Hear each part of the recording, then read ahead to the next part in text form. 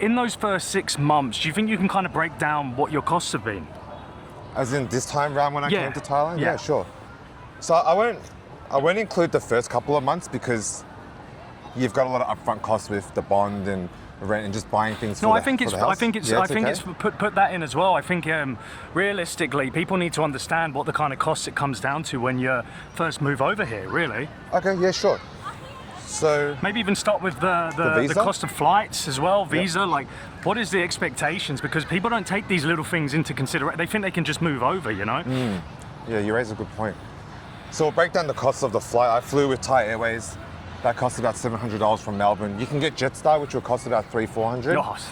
But if you're moving your life, you're going to get luggage anyway, so it ends up being the same thing. Just don't ever cheap out on flights, guys. Yeah. That's something I live by. Jetstar will frustrate the hell out of you.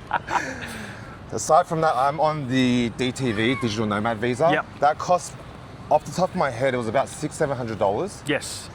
We'll go through the process of that later as well. So we've got visa, we've got flights.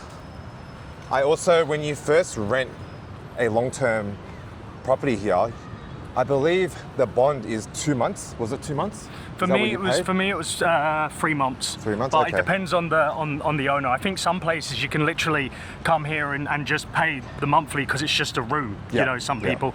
It depends on how good the digs are normally. Okay. Cool. So for me personally, it was 2 months rent. Yeah. Now each month rent for me is 19,000 baht, so that's about 900 AUD.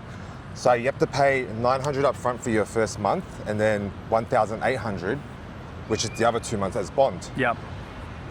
On top of that, monthly expenditure, I budget about $30-35 on food. That's more than enough. That's me eating steaks once a day and eating chicken rice for dinner. Yeah. The people that and also he recommended somewhere to me in Thailand called, and I'm not allowed to say it. Don't ruin it for us.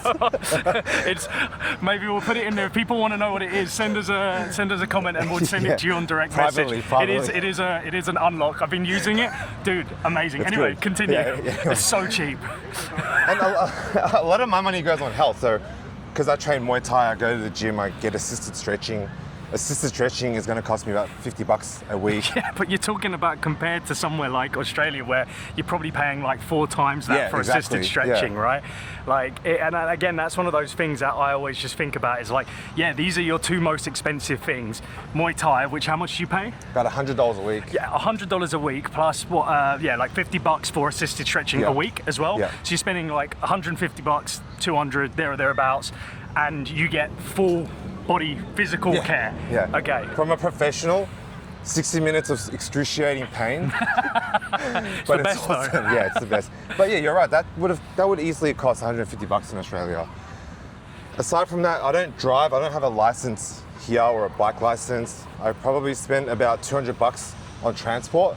That's me taking grab bikes, taking a car taxi, and also the train. Electricity, I spend a bit extra because I'm the idiot that leaves my aircon on 24/7 because I just like the comfort. So that ends up being 3,000 baht, which is about 150 AUD. Yep. It can definitely be cheaper if you just turn your damn. Well, I've got a 3-bedroom apartment because obviously my wife and I live there, and I'm paying like 4,000, 5,000 baht. Geez, yeah. But that's because I'm always there. The aircon's on, and then if I'm not there, we've got a dog, so we make sure to keep it on. Even though he'll be fine, it's just peace of mind, right?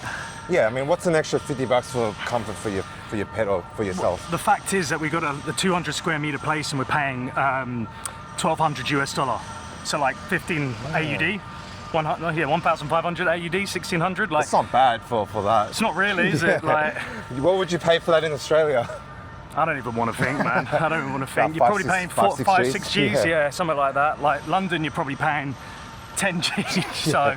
Jesus. Yeah. Aside from that, water is. What's your water bill? I swear my water bill is $3 a month. Yeah, it's not much. Yeah, it's like, not much at all. Do you use that water service where they bring you the big jugs? No, I've been buying bottled water, which is not the best thing, but... Yeah, so again, there's a service in Thailand, I think it's called Water Sprite or something. I'll put the link in here for people, but basically they send you those gigantic jugs and then you get you can literally get them coming every week to just change them. They're amazing. Is it mineral water or just... Pure mineral, if you want it, Well, I've just been buying the Montfleur or some other one. Montfleur. So that I spent about 150, 200 bucks on water. Yep. Aside from that, unless I've got friends coming over and we might go to a nightclub or go to a bar or I might go on dates, that might be $500-$600 for the month. That's seasonal. I mean, December I spent a lot more because it was the festive season, so everyone's coming in and out. Yeah. And also, I like to travel once a month. So because Thailand is so close to Hong Kong, Vietnam, China, it literally costs $100 to $200 for a flight. So why not use that to my advantage? So I travel a bit.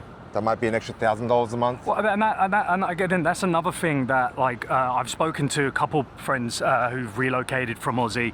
Australia, unless you've lived outside of Australia, Australia is really in its own world. Yeah. Like you literally have to travel 12 hours to get anywhere, right? And again, it's a beautiful place, and I highly recommend everyone should be trying to find ways to stay there longer. It's a lucky country, but at the same time, being able to, like you said, travel for you is such an important part of your life.